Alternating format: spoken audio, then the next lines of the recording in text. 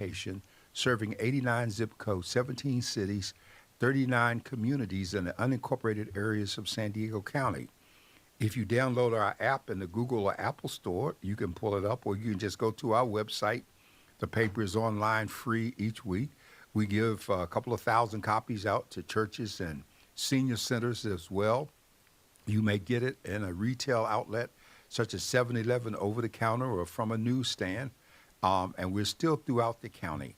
And so our theme is that a people without a voice cannot be heard, and we are making ourselves the voice of our communities. And we say specifically on our logo that we serve San Diego's African and African American communities, because both of these communities are joined together in color and culture.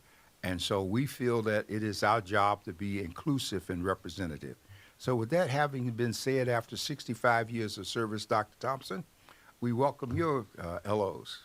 Well, Dr. Warren, I'm still on a high from the great biscuits, grits, and politics that we had on yesterday. Coming back after such a hiatus, to come back and have such a wonderful turnout, as well as, the topics about politics. And I'm just going to be real straight with you, Dr. Warren. I kind of want to hop in because on a national level, and now we're seeing it on the local level, that dirty politics is this in full effect. And I'm troubled that our nation is now enthralled in dirty politics and things that are not true. They're just bold-faced lies, or they're done to make something seem one way when it really is not that at all. Well, politics has always been that way, Dr. Thompson. It's a reflection of the culture and mores of the people. And so we know that we have dishonest people. Anytime we have the leading candidate on the Republican side with 34 convictions, 3 court cases pending, multiple indictments, twice impeached, but not convicted in the Senate for conduct, crimes, molestation of women, and all the things that you can think of, sedition, treason, overthrow the government, and yet this person is still right up there pulling in votes, reflecting all kinds of acts of senility and bumbling and stumbling.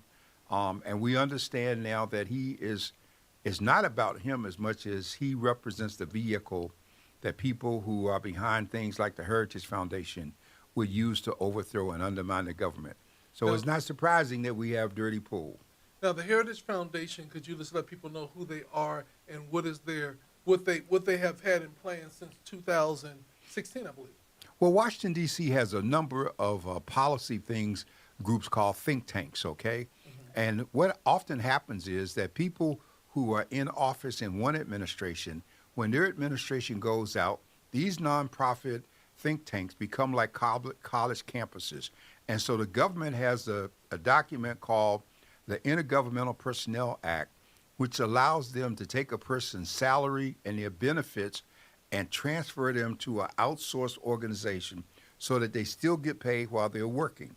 So even though these people have lost their position, say if the government was Republican and it became Democratic, as happened with Biden and Harris, then what happened is the money was outsourced to places like the Heritage Foundation, which is a ultra-conservative group, okay? And the one group that we have on the other side of that is the Joint Center for Political Studies. Mm-hmm. But you also have the Urban Institute. So you have all of these groups, and you have these people that head up research, discussion, policy things. They hold meetings. I come out of such a policy group in D.C. when I left the Hill. I went to what was then the Institute of Public Management, and I, as a policy person, I dealt with social insurance and income security as a center director until I became a vice president and ran the whole institute. So the money travels. And you remember Clarence Pendleton, yes, who was here in San Diego. Mm-hmm. He was a perfect local example because Pendleton, as you know, was all the way solid Republican, mm-hmm, and he had an organization called Clarence Pendleton and Associates. Yes. And what happened was when the people that he had worked with went out of office, they gave him money to his Pendleton and Associates and transferred the jobs and the salaries for folks to work with him so they could still draw a check. And he made money because he got indirect costs and administrative and all those things. So, it's a form of high-class welfare is what I call it. Yeah. You get on the little people for trying to survive, but you giving big money to the big folks. Now, just as a recap, Project 25, I've noticed that it's become very hush-hush now since it was the top of the headlines. Nobody's really talking about it anymore. What's going on? What do you think? It is being discussed. The Legal Defense Fund that Marion Wright Edelman had a part of establishing just put out a tremendous report on 2025. And as a reminder, 2025 would do some of the following things. It would eliminate the Department of Education. It would strip the Department of Justice and get rid of all of the things that they do, if you will. It would enact the use of the military against civilians under an old statute from 1700s, which is not supposed to ever happen in this country.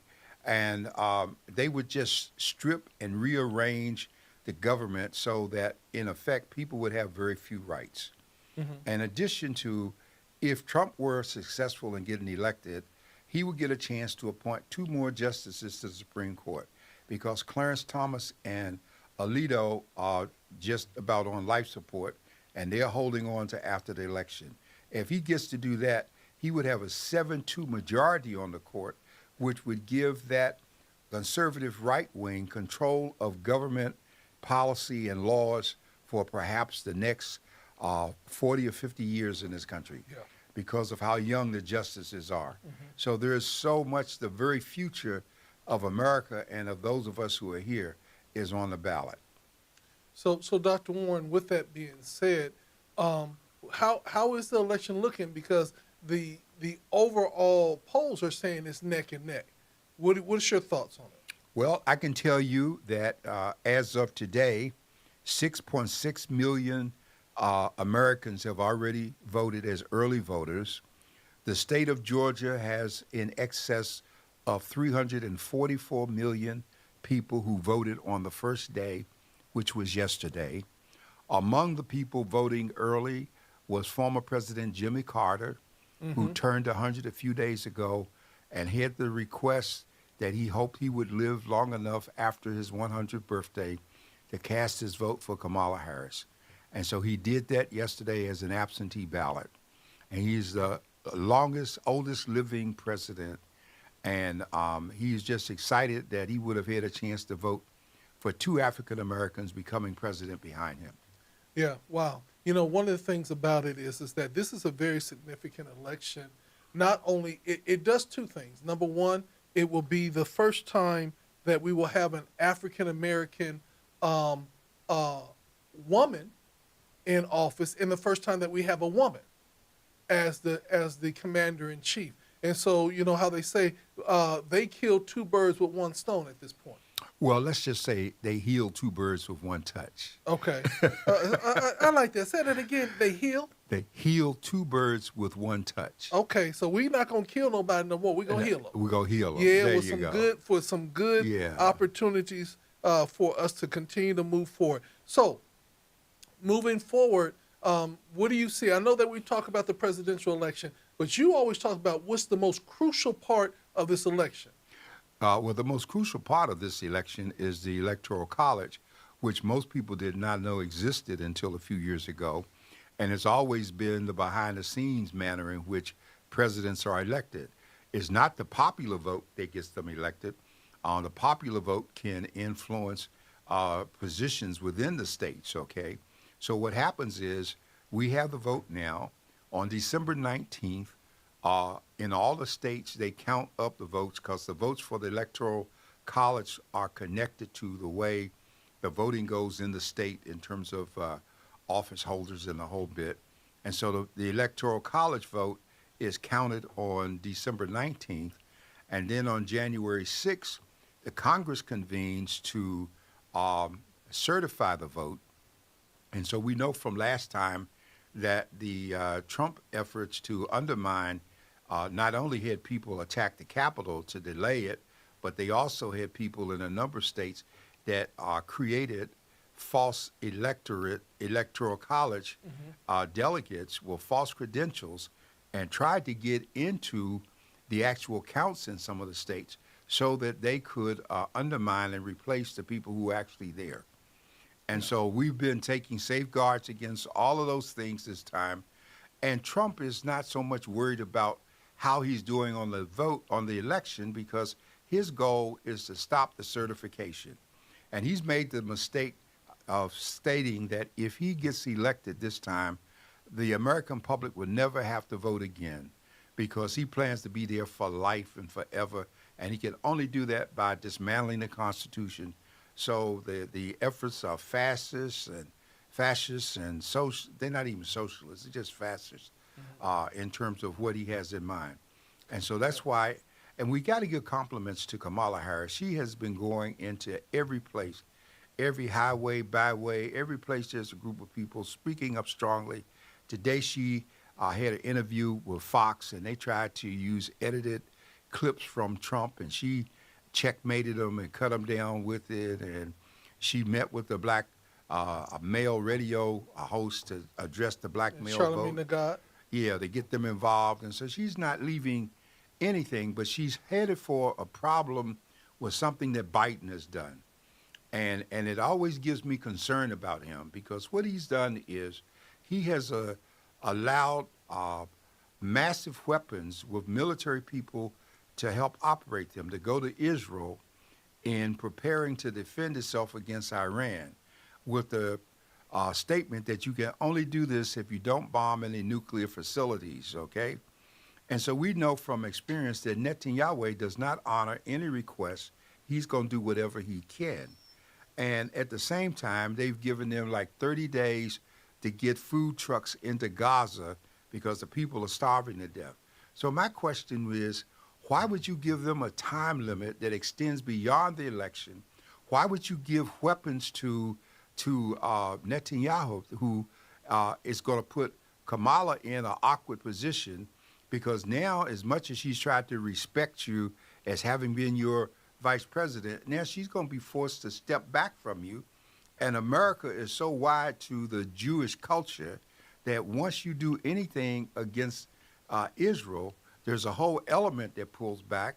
And right now she's fighting to hold on to Michigan because the Chaldean community, when they come here and they're Iraqi, they have a tendency to first go to Michigan. Then they come to California. And so they're talking about not voting, which is absolutely ridiculous because you're talking about not voting, helping Trump get in, who's already said he going to mass deport you no matter whether you have a green card, citizenship, or what, he going to kick you out of the country. And so Biden didn't have to do this. And it reminds me of how he failed us on the George Floyd Act and on the John Lewis, on the voting rights. In both instances, having come out of the Senate, he could have moved to break the filibuster so that we could have had a vote, and he didn't do so. Yeah. And so I'm very concerned about the signals. Let's not praise him too much because at the end of the day, right now, Kamala Harris is in a position that he can't touch. When the vote is completed, she will still be vice president until the election is certified. And as vice president, she will still be president of the Senate. And the Senate as it exists now is the Senate that will have to convene, okay? And so there's this question of the House being where we're at greatest risk because the Republicans control it. If Mike Johnson is still Speaker, he's already made it clear he's going to make every effort to question and delay the certification. It's not going to be like Pelosi did with Pence when Pence broke away and did his constitutional duty. So we got to keep an eye there. We got to be voting in these states for Democrats for the House because we need to get control of the Congress. It makes no sense to put Kamala Harris as the president and have the Republicans take the House and the Senate so they can try to neutralize her like they tried to do with President Obama. Yeah, one of the things that is so important is simply this, is that you've always said the presidential election is crucial, but the down card is also very crucial for us to regain the seating in the Senate, or keep the seating in the Senate, and also regain the House, so that we can move some things forward and correct some things that have just gone to the wayside for too long. I was very disappointed to see the Border Patrol come out in support of Donald Trump. I think that was a very, very big mistake on their part, because the bottom line is that a lot of the rules and regulations and things that they're facing right now came through his era. Well, let's remember the Border Patrol. The Border Patrol are the people who were excited about the wall that Trump talked about, promised that the Mexico was going to pay for it, and they did not. Put it up in some places. The border is 1,700 miles long between America and Mexico. And there are places and communities where people just walk across the border like you and I walk across the street. Yeah. And the communities have been interactive for decades, okay? And so it's interesting that they would do this, but it's not surprising, because Trump has made a big issue about immigration, and we have allowed him to let people forget that we got an immigration bill that was agreed to by the House, the Democrats and the Republicans, that would have given them at least 1,700 new people in terms of the Border Patrol, and beefed up and done a lot of things. And Trump sent word to the Republican leadership not to take the bill up because he wanted it on the ballot for a political issue. And so that's why we don't have an immigration bill at this point. And the Border Patrol knows what they're doing, okay? You still have people, Border Patrol is under Homeland Security. And what if we had happened with these two hurricanes? We have people blaming the Democrats for the hurricanes taking place. The Democrats are giving God directions in terms of the weather now. And so blaming the Democrats and trying to hold back on money that's needed, saying they don't need the money till the disasters occur. And Mayorkas, the Secretary of Homeland Security, has been saying we need the supplemental funds now. Mike Johnson gets on Face the Nation last week and talks about, well, we just gave them $11 billion. They haven't spent that yet. And they have spent, but they can't just rush out and spend all the money at one time. So we have people playing with the life and well-being when we have folks who, over almost 300 some people have died in terms of the hurricanes, the tornadoes, and the whole bit. And all they have to look at, has Trump expressed any concern? The last thing he did when Puerto Rico had the hurricane hit there is he threw paper towels at the people. Yeah. He wasn't worried about it. And so that's why our solution, the antidote to Trump and 2025, is getting out the vote as they have done in Georgia, as the 6.6 million people have done. And tomorrow and Friday, other states come online with early voting. Some of us already have our ballots. We need to sit down, mark those ballots, get with somebody at home if you need help with them, so that you'll know, because your vote is critical and it counts. Yeah, one of the things that that you had consistently said, we have to get out the vote, we have to get out early, we have to vote early. But also, one of the things that was made very apparent at Biscuits, Grits, and Politics is don't get comfortable just worrying about your state. Do like all the other parties are doing. They're calling different people from different states and saying, you need to vote. Let's get out and vote. Let's be a part of it. We should see a turnout like we have never seen before, because the state of democracy is at hand right now. Well, I think we're headed for such a turnout, because the indications are in Georgia that twice as many people have voted as did before. And as I said in my editorial this week, Georgia is the one state that the South used to have so controlled, and it gave us a black senator in Senator Warnock and a Jewish senator. And so that was in spite of Trump trying to tamper with it, because that's why he's got the trials facing him right now in Georgia. He went to the Secretary of State asking for 11,700 votes, didn't care how he got them. And I think part of the ammunition that Jack Smith has against him in the amended filings in the federal court against Trump for January 6th is the proof that he had plans to stop. He was not worried about the election. He had plans to stay in power before the election even took place. Okay, and the fact that when he was told during the riots that a threat was on the life of Vice President Pence, his response, those 3 hours he sat watching television, his response was, so what? Because Pence didn't do what he wanted. So we don't want to get hung up on Trump. We want to get hung up on getting a vote out, folks. Yeah, and what was really disheartening, they asked him straight up, what about the peaceful transfer of power? He literally fixed his mouth to say that the last time it happened, there was a peaceful transfer of power. And it is like, I feel like I'm looking at Leave of the Beaver all over again, and that we got Eddie Haskell pulling at our chain. It just doesn't make any sense. Well, Trump has said that one of the first acts, if he's elected, is he's going to pardon all 1,600 of those January 6 people that have been convicted of sitting in jail. And he's just going to pardon everybody. He's already said that's what he's going to do. He has no respect for the rule of law. Trump's main focus right now is stay out of jail. And that orange jumpsuit is waiting for him if he loses the election. Yeah. And this is something that Trump and Benjamin Netanyahu, the prime minister of Israel, have in common. Netanyahu has so many legal issues waiting on him that if he stopped the war tomorrow, he would be kicked out of office and he would probably go to jail because they got all kind of charges pending against him. So the war is his stay out of jail card. And so we see dictators, and for Trump to have met with Zelensky of the Ukraine and to talk about what good friends he was with Putin is absolutely ridiculous. Yeah, they asked him again, have you had a conversation with Putin since you left office?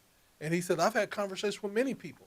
I'm like saying, but he's not answering the question. The question is, yes, I have had it, and we're planning, and that's the shocking thing, is that you are no longer a sitting president, but you're talking to somebody that's about enemy of the United States. Well, Dr. Thompson, I'm looking at a comment that came in that talked about if there are marks on your ballot, those marks disqualifying the ballot from being counted. I would suggest if you have a ballot and you are in question as to anything about it, you should take that ballot out to the register of voters and you should go into the office with it. And without having marked it, you can ask them to give you another ballot. Yep. And you can then vote that ballot right there in one of the voting booths and leave there knowing that your ballot is valid and is going to be counted. I have been reminding people that if you have a question, they can't find your name on the list, it doesn't stop you from voting. You can ask to vote a provisional ballot. Mm-hmm. You get a ballot, you mark it, you put it in a sealed envelope, you put your name on it, they take it and put it in a separate pile, and when those ballots that are called provisional get to the register of voters, they look up your name and verify that you are registered, and then your ballot is put through the process of being counted without anyone looking at it, because the envelope can be opened and the ballot can be put into the machine without seeing it, and it's designed to go that way. And so these are things that we want you to think about. We had a front pager 2 weeks ago that reminded people that if you are homeless, you can still vote. Mm-hmm. You must not feel alienated because you don't have a door and a key. All right? There are a lot of people in this country who are homeless for a whole variety of reasons today. You need to vote on the propositions that are there, because Proposition 33 is very important in terms of housing, and all kind of big money is trying to block it and stop it. Proposition 36, which will make changes in Prop 47 coverage, allowing the change in laws so that things that were misdemeanors can become felonies again, and increasing the opportunities for people to go to jail because Prop 47 was designed to get people out of state prisons so that the state could get out of receivership with the federal government because of how it was mishandling and mistreating prisoners. And so we need to be informed, people, and we're making every effort at the Voice and Viewpoint to keep you informed. Dr. Thompson has put up the edited version of our Biscuit Grits and Politics from yesterday morning. In our last three programs here, we have had an in-depth discussion. We've talked about the propositions. We tried to answer questions and explain what's happening with them. We've talked about the candidates, who's running, what you should be looking for. And I'm happy to report that a number of people are calling the paper when they have questions, saying they're using our voters guide to do to mark their ballots for early submission. And if they have a question, they're calling to ask. And I'm taking those calls and spending time talking with them to answer any questions that they might have about it. I think I'm one of the most qualified people to talk about elections, as I said at Biscuit Grits and Politics. I was an election consultant to the District of Columbia when we first got the home rule vote. I helped design the precincts then when I was a student in political science at Howard. And so I was doing hand counts before they invented use of the voting machine. So we're ready. Well, people want to just ask a real pertinent question. They want to know if you part Jamaican, because every time we turn around, you got 50,000 jobs and you still are doing it. So they want to know, Dr. Warren, you have lived several lifetimes, and we're just trying to keep up with you, because every time I turn around, there's another accolade to your experience. And one of the things I think that is so imperative as we're moving forward is having our griots and our history people that we can literally understand why. You know what I'm saying? I think a lot of times we don't understand the why in it all. We don't know who were the architects as we were going through there. So it's very important for us to always find out the why and understand the background. The background is what's going to make us stronger. Because when we say, well, that doesn't make sense, we got to understand the background. Well, let me answer the first question. I've had 12 careers. I started at 17, so I've had 60 years plus in politics. I started at the bottom of the scale on Capitol Hill, and I was there for 12 years. As you know, through the members of Congress, I worked for the committee. I learned the legislative process. I learned to write legislation long before I ever went to law school. I was very much involved in public administration because I did public administration at USC before I went back to law school at Howard. But in my first cycle in law school, I was at George Washington National Law Center, where it's considered the Harvard of government contracts. And so that's where I learned contracts. I learned labor law working on the Hill from the ground up. I learned education working on the Hill. And then years later, I became a labor lawyer. Years later, I became a school board member in D.C., and then a member of the National School Boards Association Board of Directors for the 90,000 school districts in the country. Okay, wait. And so my name is on the building in Alexandria that I helped put the building up that they have there today. So. Okay, so you said you had 12 careers. Yes. One was on Capitol Hill. One was an elected official. Am I getting it right? Oh, I can run through Yeah. them. Yeah, I started out on Capitol Hill as a legislative analyst. I was a caseworker for Powell in terms of New York City. From the Hill, I went to the National Institute of Public Management as a director of their Center for Social Insurance and Income Security. I did that. I then became a vice president of that institute. And as a vice president, I oversaw a number of senior people that were there. Many of them had PhDs. And so we had about $12 million in government contracts. I supervised their work in terms of those contracts. And I became very active in the American Society for Public Administration. So I did do publication in that area. I did that as well. And I ended up being a member, running and being a three-term member of the Board of Education in Washington, D.C.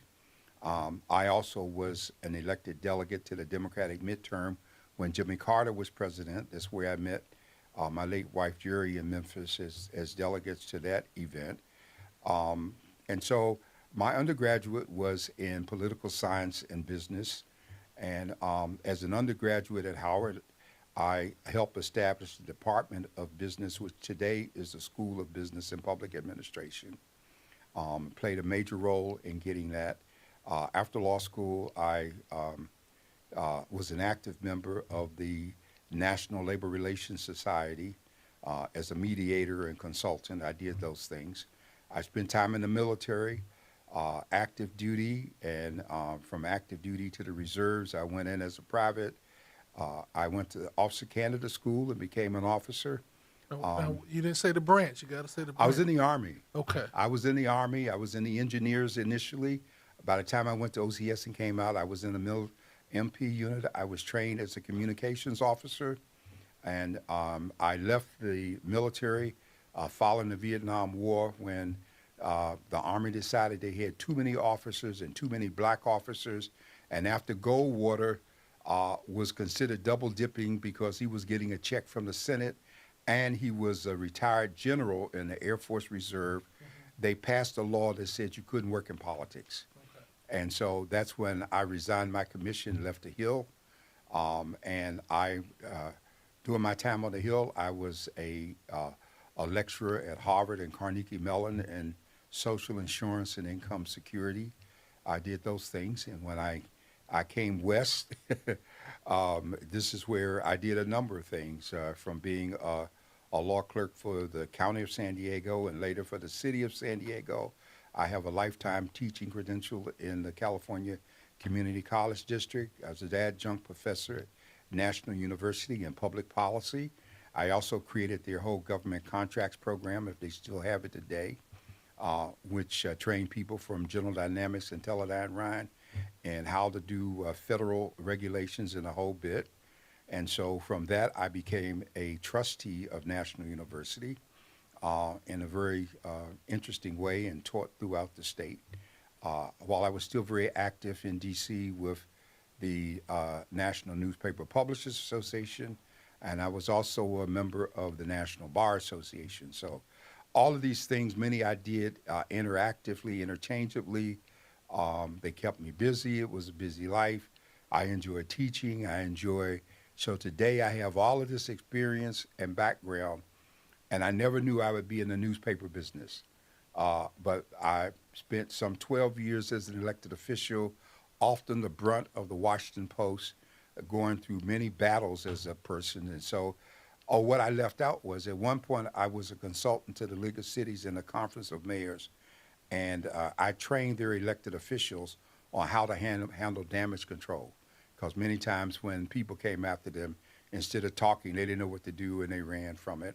And I did their policy committees in a number of different areas. And so Well, you know, Dr. that's Moore, it. I hope I didn't. I'm sorry if I put anyone to sleep going over that again. But They said, and I agree, we counted way more than 12 careers, you know what I'm saying? And we're not going to even talk about the number of people that you had that you had the opportunity to be with, from MLK, Martin Luther King, Dr. Martin Luther King, to Malcolm X, to Allen Clayton Powell, to you know, my jealousy personally was that you got to take Miss Nancy Wilson to one of the premier events. oh yeah, you know what? Sometimes I forget till you open the file drawer. They just had the Congressional Black Caucus in D.C. Yeah. And I was there for the very first Congressional Black Caucus when they created it. Ozzie Davis was the keynote speaker. Nancy Wilson was the entertainer. And I happened to be her escort because when we were planning that first meeting, and she was coming in from California at 5 in the morning, I was the one person who volunteered to go pick her up at the airport when everybody else didn't want to. And I just got a brand new car. And so after that, after I picked her up, she said, since you you were kind enough to get up and come get me. You're gonna be my date for the evening. And so that was the experience, and I've always been a great fan of Nancy Wilson. My favorite of all her songs is "Guess Who I Saw Today." I guess so. Yeah, and so yeah, but I forget some of these things until someone mentions something, and so I've been blessed in terms of it, and I think I have an obligation to pass this on. When you start mentioning people, you know, there are great people.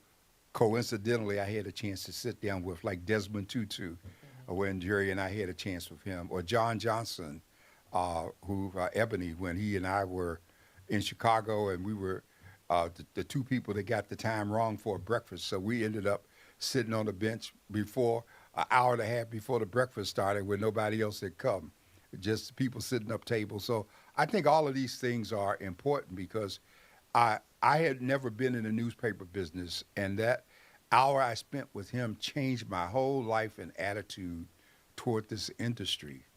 And so I consider it a calling that I have. Like, I never had a desire to be in the ministry, but while I was in undergraduate school, I had some elective spaces, and I didn't realize that I decided to take courses in the School of Religion at Howard. I didn't realize that I was on a prelude to becoming a pastor, but I studied religions and in the School of Religion, and I'm some of the great minds and teachers of the past century. You know, one of the things I want to ask you, Dr. Warren, is the age of the newspaper. What's the oldest black newspaper that's still around, and where do you all rank in the still around newspapers? Well, we're 65 years old, okay? The Baltimore, the Afro-American papers, I believe, has been in the family for probably over 130 some years. Okay. Okay, and so then you have the Philadelphia Tribune that's been there for a while, and there are a couple of families that have papers, but most of them are younger. There are only about 3 papers that are over 100 years old. Okay. But those have been, like we talk about the Chicago Defender. You know, the guy that did that paper, he made the Chicago Defender a daily when black newspaper was struggling just to be weekly. Yeah. And at the height of the industry, because we're 198 years old, at the height of our industry, you know, he was producing a daily paper, if you will. And then there's a guy named John Sinstack who really rivaled Randolph Hearst because he owned multiple papers, and he too had a couple of those beautiful homes in the islands and the whole bit. He was from the islands in terms of it. The Amsterdam News is old, and Tatum was from the islands, like Shirley Chisholm and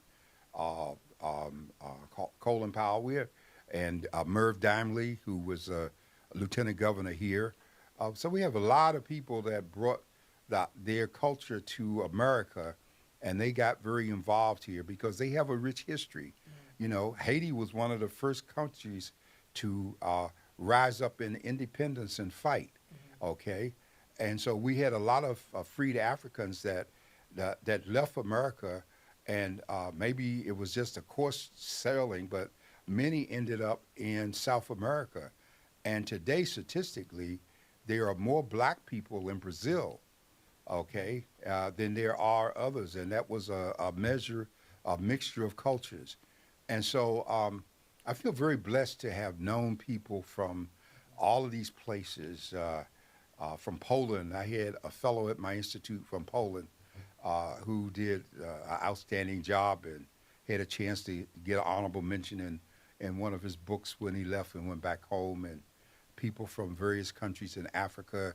When the revolution occurred in Iran, one of my best classmates was a part of the family that was ousted there, okay? And I was on the Hill when things happened in Ethiopia and people started coming to America. And so Howard was created to be a black Harvard so that all of these people coming had a place to go.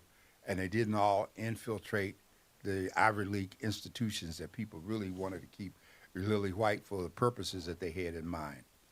So, I thank you for the history. I think it's very important that people understand why you're such a wealth of information is because you have lived, 39 lives since you've been on this great place that we call planet Earth.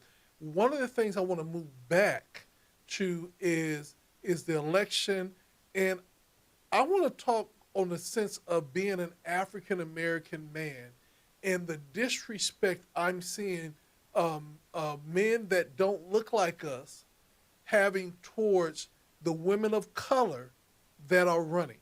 We see that Donald Trump has no respect for anybody, but his vehemently disrespect and disregard for black women has been unprecedented. And I challenge any black man that if they vote for Donald Trump, they are voting for the disrespect of black women worldwide.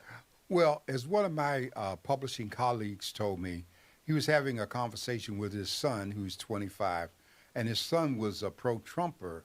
And his son told the father, he said, my generation, we don't know nothing about civil rights and what y'all went through, so we just vote in our best interest.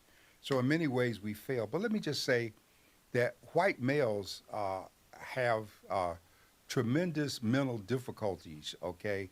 And I don't think anybody did a better job of explaining the duplicity of them than Francis Cress Welsing, who was a black psychologist who wrote the ISIS papers and our question to help us understand why do judges wear black robes, why are there black keys on the piano, why is that ball on a pool table black and the ball hitting it white, and all of those kind of subtle things. And so the very men who are screaming and being disrespectful to black women are in many instances, and I know some people going to say this is racist, but it can be borne out, many instances because they really want one and they want to sleep with one, and they hate the fact that they are emerging as thinking, functioning people. And that's almost a sense of mental castration for some of them. So a lot of people are bringing some very serious mental issues to the table with the jobs and things that they're doing. One of my favorite examples is that it's just the whole term cowboy. And a lot of people don't realize that the term cowboy came from calling black men boys, and they were the ones that worked with cattle and trained horses. But if you watch a Western, the white men were called cattlemen because they were owners. And so anything that can be a term, like there's a habit today of people from other cultures calling a black man boss, I think it's an insult. And every time somebody called me boss, I correct them. I'm not your boss. You don't know me, okay? And if you don't know what to say, you can say sir. But you can't decide how you're going to address me.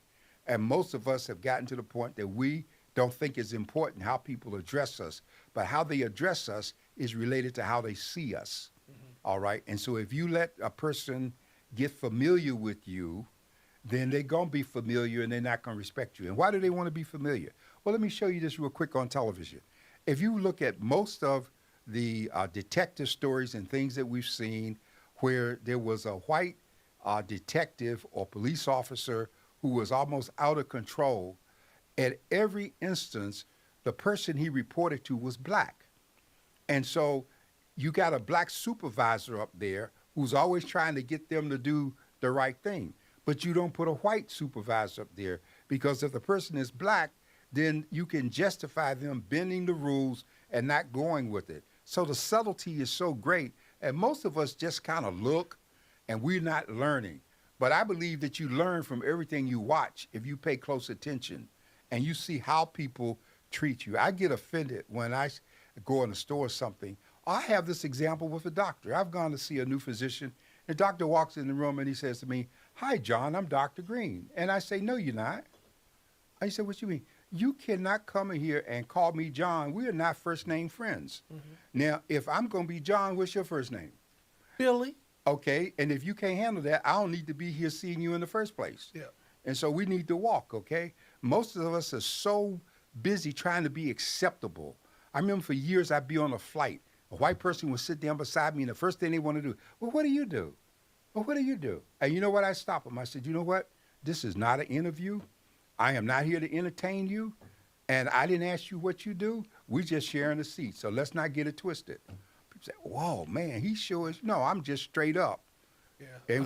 And we need to start being more straight up, and people will respect us if we respect ourselves. Yeah, and for me, and I agree with you 100%, Dr. Warren. Sometimes it gets funny to me because I watch different comedic shows. What do? I'm a goat herder. Herd goats for a living, And that's from Coming to America, where she said, "Well, what does your family do? Oh, we're goat herders." Well, that's so funny you say that, because I remember years ago I was in the post office, and a white man was standing behind me, and he taps me on the shoulder and he says, "What position do you play?" Oh yeah. Okay, so since I'm a big nigga, I must play football. Okay, and Big black man. "Hey," so I turn and say, "I play the cello." Okay, he looked at me. So what? I said, it's an instrument with strings. You say, I play the cello. Yes. Oh, okay. No, why you ask me? You assume. I'm first chair. Yeah. You know what? You're gonna make assumptions. Yeah. And see, some people think, oh well, you better get a grip on who you are, because if you don't respect yourself, others won't. And more people are being threatened by the browning of America and how they deal with us. Okay. I was doing a training just recently, and what I'm hearing consistently are the young people are looking to diversify. They're looking to marry outside of their race. They're looking to brown. A lot of them are looking to brown America so that they can't say that it's lily white anymore. So there's this cross-pollination that's taking place. But I want to get back to this one thing I'm saying about the disrespect of our women of color. This recently, there was a smear campaign or attack ad that just came out on one of our daughters of our community. And the thing that I would say to the person that did it was done in poor taste. You know what I'm saying? It was done to try to smear the name and take away from the work. And at the end of the day, I believe that it's not going to work. But it's sad that you got so desperate, Colin Perrin, that you had to try to put a smear ad out, and I'm disappointed because it was clean politics until now. Well, see, I'm old school politics. First of all, you should have never mentioned his name because we don't want to give him any free publicity, okay? Yeah. And second of all, there should be no black person out there making up their mind on how they're going to vote at this point based on what somebody is sending them in the mail.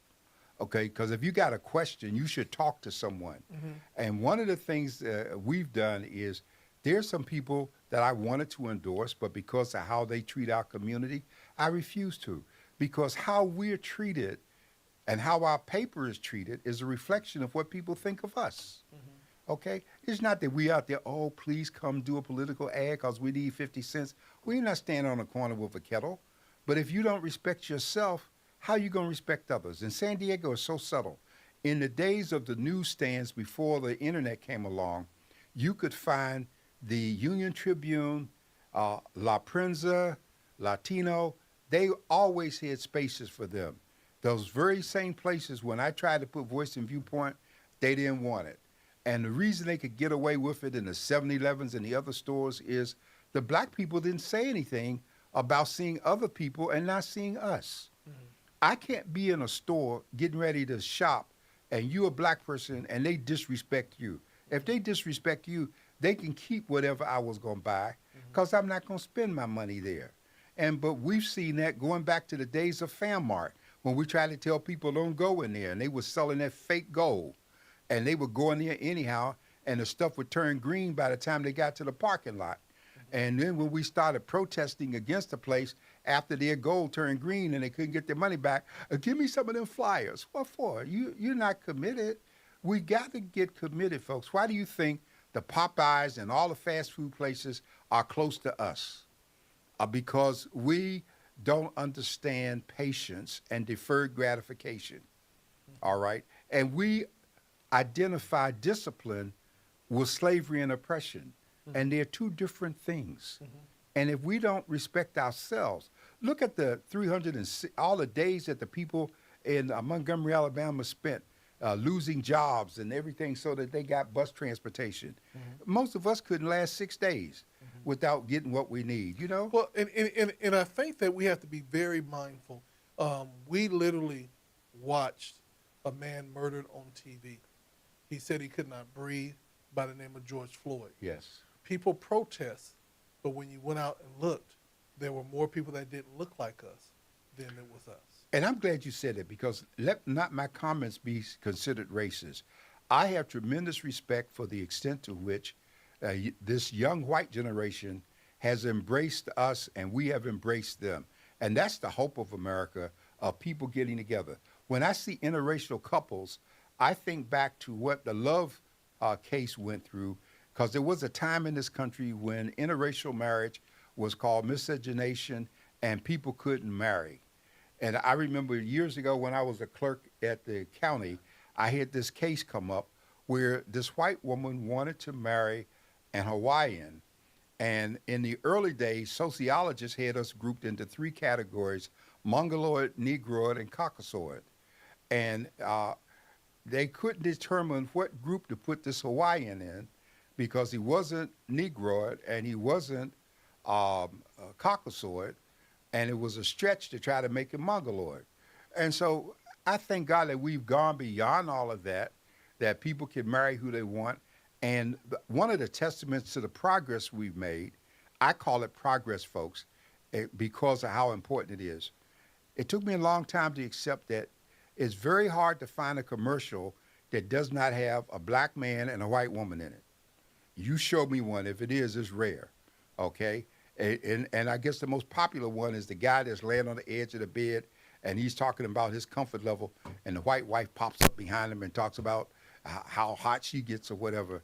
You know, you consider, this stuff today that you're seeing, this is the stuff that they murdered Emmett Till over. He didn't even say anything. He was 15 years old. Yeah. And so it's not a question of you got to go get one. The marketing is driven by white women in focus groups. And so they're the ones that determine that they want the black man in the commercials. And that's why, because they're the ones that control the spending power in a not the white male. They're the ones that buy the F-150 trucks. They're the ones behind all of this stuff. And you try to give the male the credit for it. He's just a symbol. Well, and honestly, I agree with you, but I also see, almost like in similar, I see black men with white women, but I also see white men with black wives or black things. The thing I don't like is when I see commercials with a black woman and no father figure there. I don't see that with our white counterparts, but I will see that when it comes to black women. And I think that needs to stop. Well, my whole business is advertising and marketing. And so one of the subtle things they do, if one of the couples is missing, you can tell that the missing one is there by the complexion of the child or the children. And so they play all the subtlety games because they don't want to lose that other market, okay? And so they're trying to play all ends against the middle. The main thing is that America is evolving and we've become inclusive. And the pandemic was a perfect example. All of the police violence that followed in different places, the crowds were always predominantly white. Even with Black Lives Matter, there were white people out there. And I think one of the most telling examples was a white guy who passed out in a demonstration in England, and the cameras were there, and a black man picked him up and carried him to a first aid station. That's what we've always been. And so my comments are not racist, but it's the older element that is threatened. It's the older element that's upset, okay? And that's the whole question. Yes, America is not going to be lily white as it was. And they're the voting element. And they're the voting element, and they're going to try to hold on to the cemetery right till they bury them. Because I know of a situation here many years ago out in the Bonita area. A white man died, and there's a national chain that owns all the funeral cemeteries in San Diego County. And when they got ready to send his body to be embalmed, The wife put a note in it and said that he insisted that nobody black handle his body. Okay, and they left the note there, and of course the embalmer was black, so they made sure that he got the note first and foremost, you know. But this is just the stupid stuff. And I grew up in the South where they had 2 water fountains, and even in '66 when I went into the military, they still had colored only fountains in South Carolina. They still had people questioning if you weren't in uniform, you might get kicked out of a place, okay? So America has come a long ways in terms of changing its clothes, but it hasn't really changed its heart in many respects. Well, we're almost at the end of our show. I want you to talk about your editorial this week and what we can expect to see in the newspaper. You know, I personally have already voted. You know, thank you for the voter's guide. It went right along with me. There was only about 2 things that I might have did differently, but it wasn't on the candidates that we're supporting. You know what I'm saying? And one I almost wrote a note because I had an attitude because it said to be announced. I was like, I don't have time for it to be announced. I need to know now. You know, but what I loved about it is that you gave the pros and cons about each, and then you made a recommendation, but you said again, it's your choice. I just want you to know what you're looking at. Well, the biggest danger that we have right now is the more we talk about the elections over the next 20 days, the more some people are going to get turned off and they don't want to hear it. And so that's where apathy creeps in. So we got to keep people energized and keep people voting. If you don't want to be standing in line on election day, get started now. There's a drop box at every library. You can go out there to register voters, and they'll help you if there's a question. You can mail your ballot, and you can trace it, track it by mail in terms of where you send it. And so the main thing is look at what's happening locally, wherever you live. All black people don't live in southeastern San Diego. We are concerned about Grossmont, El Cajon, National City, Chula Vista, Southwestern College, the Community College Board, the County Board of Education, the San Diego School Board. All of these places throughout this county, we are concerned where we live as people of color. And we are dispersed, but we are still powerful in terms of voting. Yes. We need to give serious attention to the mayoral race here, to the seats that are on the ballot. Whitburn is one of the people we're supporting as a local city council member in terms of him running. One of the persons in terms of District Street Board of Supervisors, we've endorsed Tara Reamer Lawson. I don't think that Kevin Faulkner should be let near the Board of Supervisors, and it troubles me that I see people trying to embrace this man who, by the time he finished being a mayor, had really turned his butt up to most of us. And so we need to distinguish between people looking for a job. We got Raquel Welch running again in Lemon Grove. And you might not be a fan of hers, but you got to look at who she's running against. One woman is crazy, and the other one has Did you say Raquel Welch? I mean, God, no. I mean, Raquel Vasquez. If Raquel Welch is on the ballot, there's people voting for the cemetery. I'm sorry. Raquel Vasquez, because that's the way she won, because people made that association in the Spanish last name. So if you're in doubt, call us. We're having watch night on November 5th at Voice of Viewpoint, free. You can come in and watch the election returns with us. And we got more things that we're doing. And we're going to be going live, so we're going to be talking about it so people can see us around the world. We're going to be our very own little CNN from the floor of Biscuits, Grits, and Politics. All right. November 19th is the next one. All right. Y'all take care. God said the same. We'll see you next week. Y'all be blessed.